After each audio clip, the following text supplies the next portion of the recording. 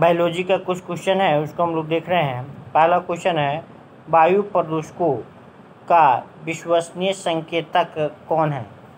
तो है लाइकेन्स तथा मॉस है। इसके बाद मुख्य वायु प्रदूषक होता है कार्बन मोनोऑक्साइड मतलब CO। हरित गृह गैस कहलाने वाली गैसें कौन से है? तो CFC कार्बन डाइऑक्साइड, CH4 और NO2 होता है। कौन सी गैस पृथ्वी पर हरित गृह प्रभाव में सर्वाधिक योगदान करता है? तो कार्बन डाइऑक्साइड।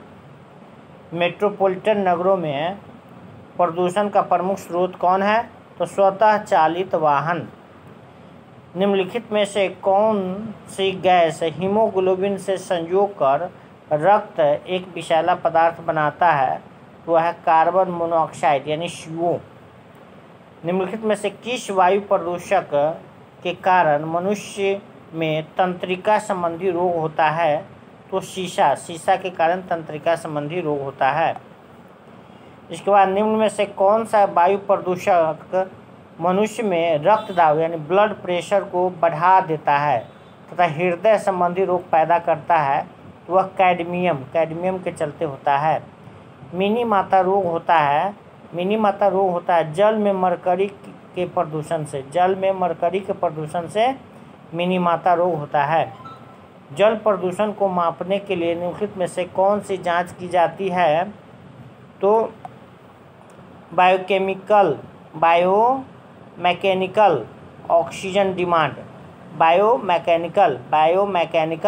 ऑक्सीजन डिमांड की जांच की जाती है।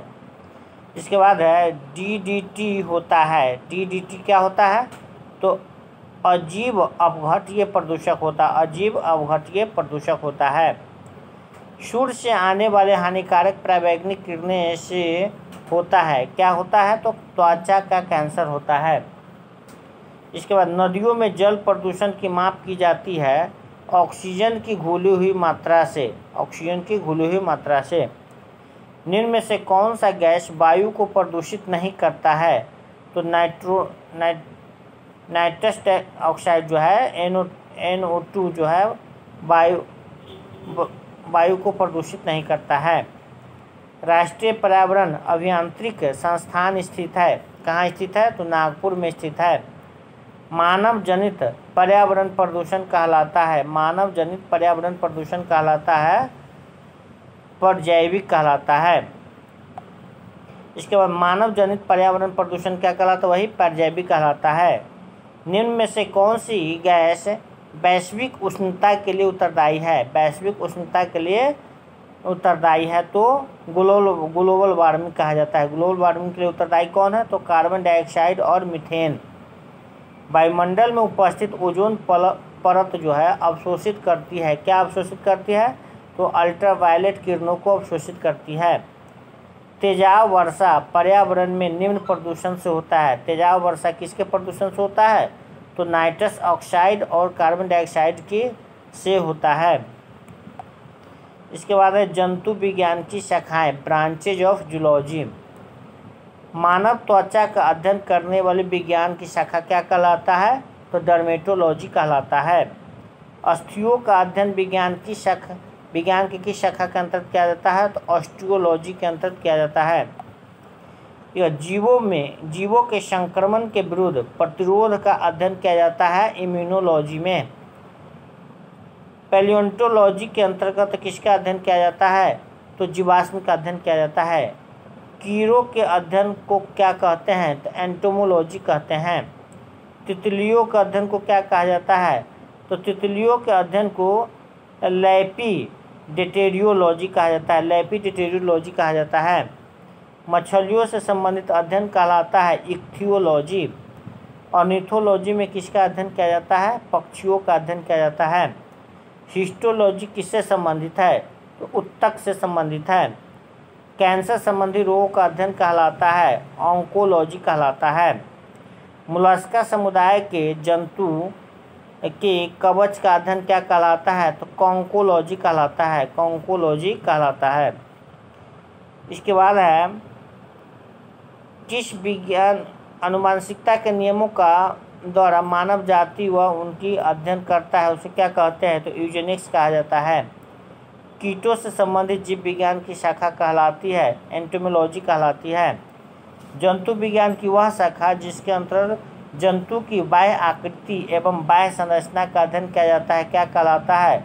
तो मॉर्फोलॉजी कहलाता है। जंतु विज्ञान की वह शाखा जिसके अंतर्गत आनुवंशिक लक्षणों तथा उसके वंशागति का अध्ययन किया जाता है कहलाती है क्या कहलाती है? जेनेटिक्स कहलाती है। जंतु तथा उसके आसपास के वातावरण संबंधी अध्ययन को कहते हैं पारिस्थितिकी यानी इकोलॉजी कहा जाता है। मांसपेशियों का अध्ययन कहलाता है, मायोलॉजी कहलाता है। जनसंख्या का अध्ययन कहलाता है, डेमोग्राफी कहलाता है। मधुमक्खियों का पालन क्या कहलाता है? तो एपीकल्चर कहलाता है। रेशम का पालन कहलाता है क्या कहलाता है? सेरीकल्चर कहलाता है। विज्ञान की शाखा न्यूरोलॉजी से कौन सा अंग का अध्ययन किया जाता है? तो स्नायु तंत्र का अध्ययन किया जाता है। जेरोंटोलॉजी निम्नलिखित में से किसके अध्ययन से संबंधित है? तो वृद्ध से संबंधित है। इसके बाद है पीडियाट्रिक्स निम्नलिखित में से किसके अध्ययन से संबंधित है? तो शिशु रोग से संबंधित है पीडियाट्रिक्स। टिश्यू कल्चर का अध्ययन किसके लिए उपयोगी है? तो आनुवांशिकों के लिए उपयोगी है। रक्त में एंटीबॉडी एवं एंटीजन के अध्ययन को क्या कहते हैं? तो सीरोलॉजी कहा जाता है। पारिस्थितिकी विज्ञान यानी इकोलॉजी का संबंध किससे है? तो शरीर संरचना और वातावरण से, शरीर संरचना और वातावरण से है। इसके बाद प्रमुख जीव वैज्ञानिक इम्पोर्टेंट बायो साइंटिस्ट। इस प्राकृतिक वर्णन या नेचुरल सिलेक्शन से विशेष संबंध था किनका? चार्ल्स डार्विन का। आनुवंशिकता के नियम के जन्मदाता कौन है? मेंडल है। डीएनए संश्लेषण का प्रतिपादन किसने किया? कॉर्नवर्ग ने किया। प्लममान जीन के सिद्धांत का प्रतिपादन किसने किया? तो मैक्लिटॉफ ने किया। इसके बाद है जीवाणु की खोज किसने किया? लीवेनहॉक ने किया। स्टेथोस्कोप का आविष्कार किसने किया? लेनी ने किया।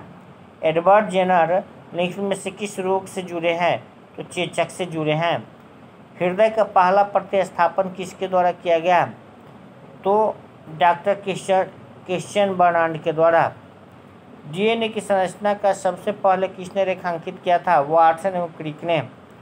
विकास का सिद्धांत किसके द्वारा प्रतिपादित किया गया? डार्विन के द्वारा। आधुनिक एंटीसेप्टिक सर्जरी का जनक कौन है? लिस्टर है। आधुनिक एंटीसेप्टिक सर्जरी का जनक कौन है? तो लिस्टर है। रेबीज के टीके की खोज किसने किया? लुई पास्चर ने किया।